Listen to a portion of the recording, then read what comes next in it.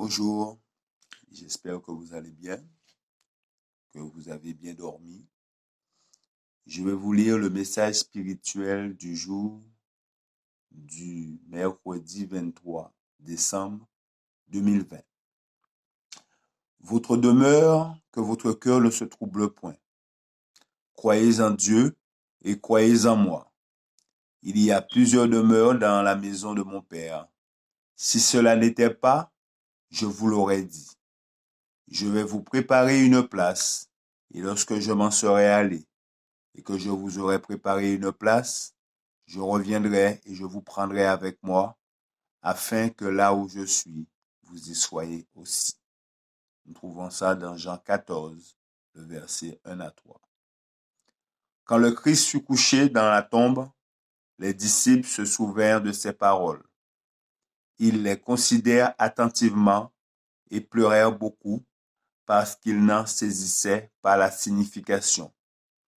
Aucune foi, aucune espérance ne soulageait leur cœur brisé. Ils ne faisaient que répéter ces paroles. Je reviendrai et je vous prendrai avec moi. Des demeures sont préparées pour tous ceux qui se sont soumis à la loi divine, afin que la famille humaine ne puisse prendre pour excuse les tentations de Satan. Le Christ s'identifia à elle. Le seul être qui était un avec Dieu accomplit la loi dans l'humanité. S'abaissa jusqu'à devenir un ouvrier travaillant chaque jour à son établi de charpentier avec son père adoptif. Il mena la vie que Dieu requiert de tous ceux qui prétendent être ses enfants. C'est ainsi qu'il réfuta l'argument de Satan, accusant Dieu d'exiger de l'humanité un renoncement auquel il ne se serait pas soumis lui-même. Jésus ne demande aux hommes que de suivre ses pas.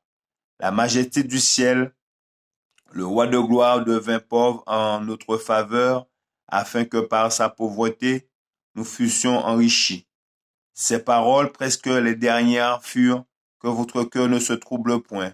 Croyez en Dieu et croyez en moi. » Au lieu d'être triste et inquiet, vous devriez vous réjouir. Je suis venu dans le monde par amour pour vous. Mon temps est maintenant accompli. Désormais, je serai au ciel. À cause de vous, j'ai travaillé dans ce monde.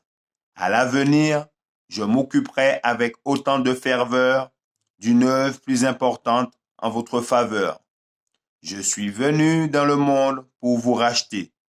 Je vais vous préparer une place dans le royaume de mon Père. Que ces paroles sont réconfortantes. Pensez à l'œuvre que le Christ accomplit maintenant dans le ciel. Il prépare des demeures pour ses enfants. Il désire que nous nous préparions pour aller les habiter. Je vous remercie pour votre attention.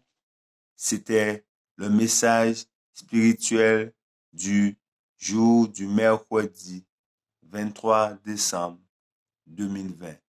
Que notre Père Céleste, que notre Maître vous garde et vous bénisse. C'est là ma prière pour vous. Bonne fin de journée. À bientôt si Dieu veut.